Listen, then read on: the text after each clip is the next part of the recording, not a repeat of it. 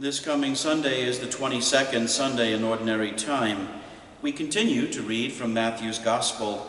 This passage is a continuation from the passage we read at last week's Mass. Let's take a listen. It's Matthew chapter 16, 21 through 27.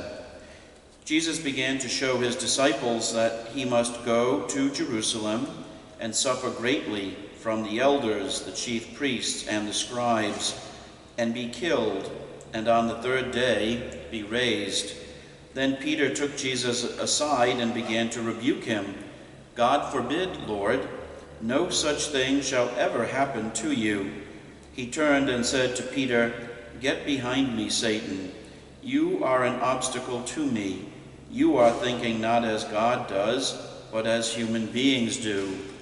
Then Jesus said to his disciples, Whoever wishes to come after me must deny himself, take up his cross, and follow me. For whoever wishes to save his life will lose it, but whoever loses his life for my sake will find it. What profit would there be for one to gain the whole world and forfeit his life? Or what can one give in exchange for his life? For the Son of Man will come with his angels in his Father's glory, and then he will repay all according to his conduct.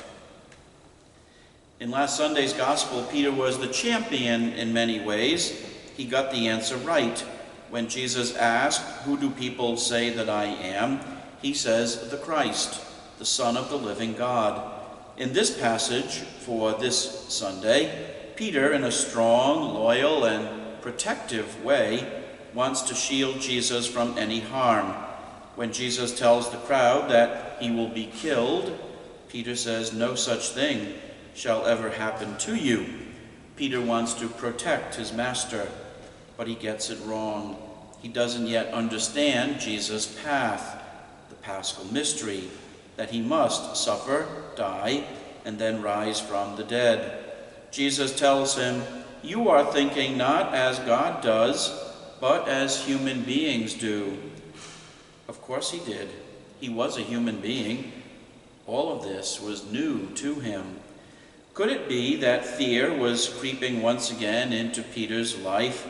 Recall the incident we read about not long ago, about Peter getting out of the boat to walk towards Jesus.